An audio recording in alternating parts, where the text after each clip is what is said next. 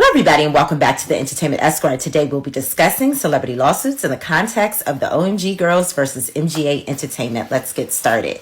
So, OMG Girls is actually owned by rapper T.I. and his wife, Tiny Harris, from the hit girl group Xscape.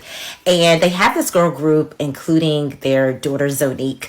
And essentially, the way this lawsuit came about is that a toy company owned by MGA Entertainment called LOL Surprise Dolls essentially took their likeness and created these dolls right here. And so, of course, they went after them to get them to stop. And when that wasn't successful, they filed 3 lawsuits. So let's get into the 3 lawsuits. The first lawsuit was actually dismissed because they filed it based on cultural appropriation, which anything that has a racial base to the cause of action is actually really, really hard to prove. So it was dismissed. The second time they actually sided with MGA Entertainment, but third time must be a charm because they actually sided with T.I. and Tiny and the girl group this time, stating that essentially their cause of action regarding likelihood of confusion in the marketplace, which is under trademark law, which I'll talk about in a second, is the reason why they should successfully be able to get damages from MGA.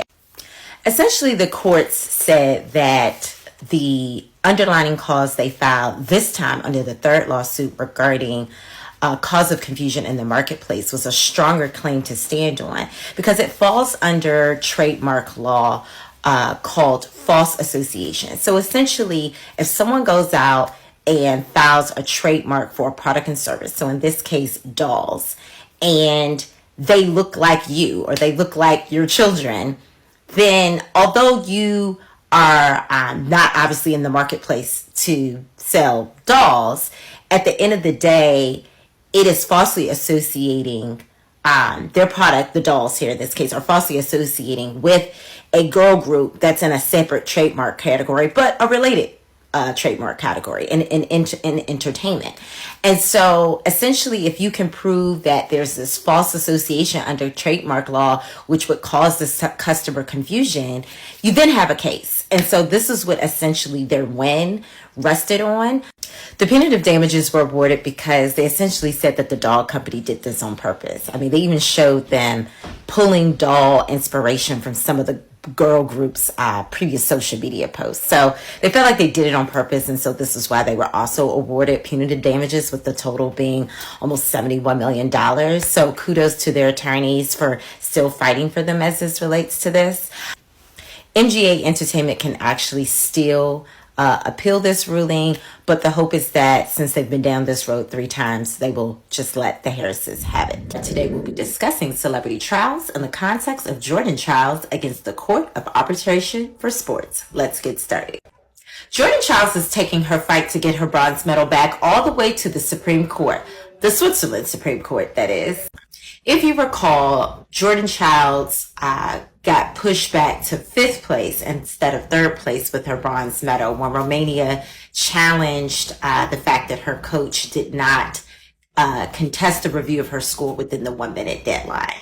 And now she is fighting back with Simone Biles' documentary, interesting enough, that actually shows proof that she, in fact, did submit the inquiry within time. So Simone Biles' documentary to the rescue. Jordan Chiles has 2 issues with her appeal, and this is why she is going to the Supreme Court of Switzerland. So in addition to the footage that you see here from the Simone Biles documentary, she actually already submitted other footage and audio to support her appeal. But the Court of Arbitration of Sports says that they can't consider any new evidence in her appeal, which is confusing because that's typically what a court is. It considers evidence to support your position. So that's the first reason why she's going to the Supreme Court.